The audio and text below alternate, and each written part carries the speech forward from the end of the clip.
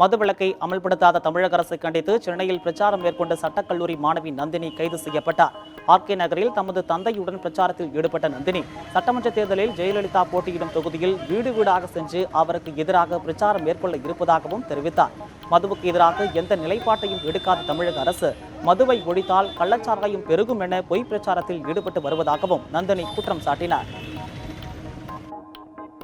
யாருக்கு வாக்களித்தோம் என்பதை வாக்காளர்கள் அறிந்து கொள்ளும் கருவியை சோதனை முறையில் தமிழகத்தில் 17 சட்டமன்ற தொகுதிகளில் பரிசோதிக்க சிறப்பு ஏற்பாடுகள் செய்யப்பட்டுள்ளன. பிரிண்டர் வடிவிலான இந்த இயந்திரம் சேலத்திற்கு இன்று கொண்டு வரப்பட்டன.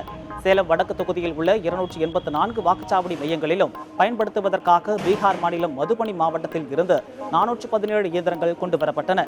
இவை அனைத்தும் கட்சி பிரமுகர்கள் முன்னிலையில் சேலம் மாவட்ட ஆட்சியர் அலுவலகத்தில் இன்று வைக்கப்பட்டன. திருச்சி திருவானைக்காவல் பகுதியில் புதிதாக கட்டப்பட்டு வரும் மேம்பால கட்டுமான பணிகளை அமைச்சர் டிபி பூனாட்சி, அரசு தலைமை கொறடா மனோகரன் நேரில் சென்று ஆய்வு செய்தனர். திருவானைக்காவலில் இருந்து மாம்பழச்சாலை செல்லும் பழைய பாலத்தினை அகற்றி உயர்மட்ட பாலம் கட்டும் பணி நடைபெற்று வருகிறது. இங்கு ஆய்வு மேற்கொண்ட அமைச்சர் மற்றும் தலைமை கொறடா பணிகளை விரைந்து முடிக்குமாறு அதிகாரிகளுக்கு அறிவுறுத்தினார். திருநெல்வேலியில் தொழில்நுட்ப பிரிவு மாணவர்களின் திறமைகளை வளர்க்கும் விதமாக தொழில்நுட்ப கண்காட்சி நடைபெற்றது.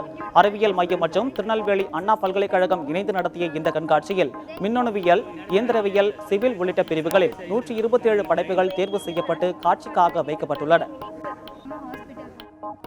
தமிழக சட்டசபை தேர்தலுக்காக ஹரியானாவில் இருந்து திருநெல்வேலிக்கு யாருக்கு வாக்களித்தோம் என்ற சீட்டை வழங்கும் இயந்திரங்கள் கொண்டு வரப்பட்டுள்ளன.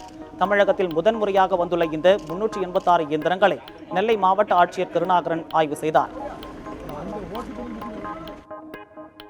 புதுச்சேரியில் மயான பகுதியில் பட்டா வழங்குவதற்கு எதிர்ப்பு தெரிவித்து பாதிக்கப்பட்ட மக்கள் மாவட்ட ஆட்சியர் அலுவலகத்தை முற்றுகையிட போராட்டத்தில் ஈடுபட்டனர்.